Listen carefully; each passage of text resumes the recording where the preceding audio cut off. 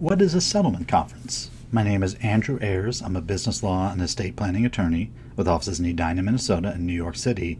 And today we're going to talk about a very important part of any lawsuit, and that is when a court orders you to go to a settlement conference.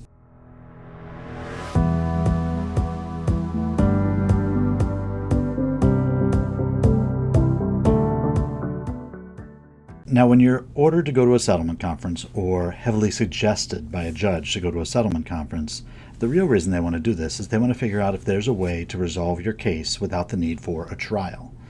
And when you get this order from the judge, you get this recommendation from a judge or a referee, a lot of times my clients will ask me, why are we going to a settlement conference? What is a settlement conference?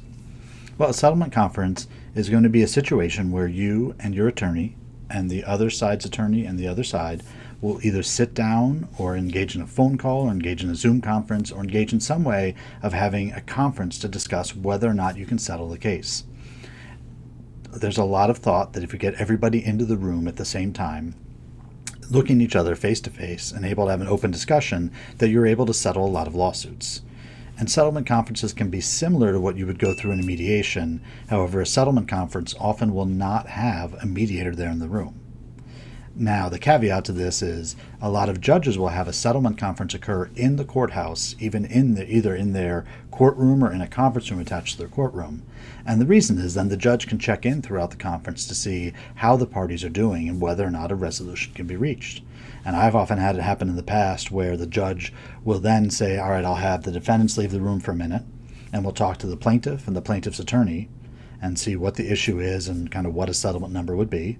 And then they'll switch and have the plaintiff and the plaintiff's attorney leave, bring in the defendant and defendant's counsel, and talk to them and go through the same process of, what does the settlement look like from your end? What would be reasonable? And then the judge will have a good idea about whether or not the sides can really resolve this. And a lot of times at a settlement conference like that, a judge may actually act as the mediator and will, pull both attorneys aside and say, listen, you want $50,000, the other side wants $60,000. I think $55,000 is a fair way to resolve this. It's almost always the number in the middle, of course. And then that way, each party can go back to their client, each attorney can go back to their client and say, listen, the judge understands we're looking for 60, but thinks 55 is the right number, or the judge thinks you should pay 55 as opposed to the 50 you want to pay. So however you want to look at it, a lot of times the judge can act as almost like a mediator or a central figure in a settlement conference when they do it in their courtroom or do it in the courthouse. Now, there are going to be 4 advantages to using a settlement conference for your lawsuit. The first one's going to be it's going to save time and money. So if you're able to resolve your lawsuit at a settlement conference, you don't have to have a trial. You don't have to take all those days off of work, pay your attorneys for day after day. If you have expert witnesses, you have other witnesses you have to bring in, you have all kinds of evidence, you have to certify them. There's a lot of work that goes into a trial. And so frankly, a settlement conference can be a way to get the issues resolved without having to go to that trial and save you a lot of time and money. Second advantage we run into is that it's going to preserve a relationship. So if you and the other side have had some kind of prior relationship, and maybe you're going to have a relationship after this is done, if it's a family member, for example, that you loaned money to, a settlement conference can actually be a way to preserve that relationship. So you had a dispute, you've worked it out, there's been a settlement, and you can then actually hopefully still have a relationship. Whereas if you have to go all the way through a trial, then both sides have spent a lot of money, there's been a long case, there's been a trial going on, there could be a lot of hurt feelings based upon what is said in front of the judge. And in those situations, it can be harder to reestablish a relationship after a trial and a judgment. Third way is it's less formal and more flexible.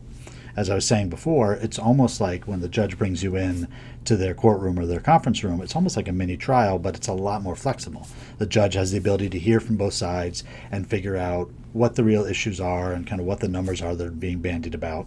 And maybe it's not the judge, maybe it's the judge's law clerk, maybe it's a referee in the courthouse who does, especially helps with settlement conferences.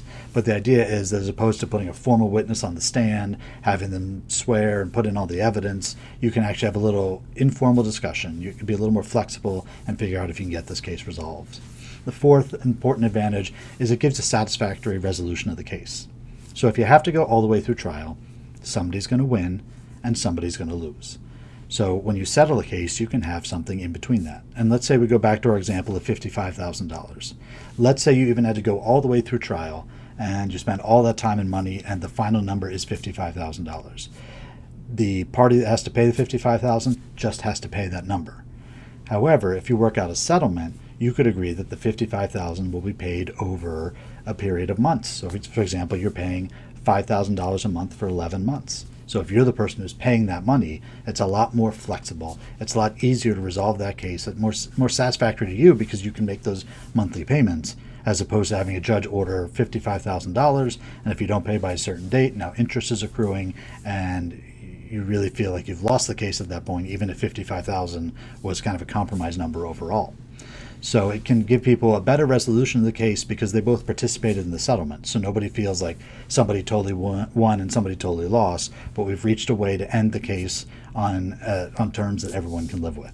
So if you're involved in a lawsuit and you're not sure if you need to go to a settlement conference or not, or even suggest it, it's important that you work with professionals, talk to an attorney, and figure out what their position would be.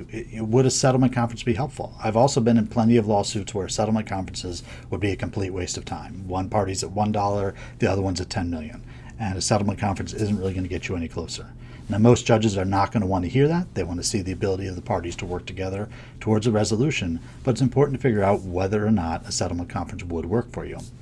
So if you have more questions, or if you want to set up a consultation to discuss settlement conferences for you and your lawsuit, you can go to my website, 𝙁𝙊𝙇𝙊𝙒.com. There's a red legal strategy session button on the main page. You'll be taken to my calendar. We could set up a 15 or 20-minute phone call to go over where you are in the lawsuit, what's going on, and whether a settlement conference is the best next step.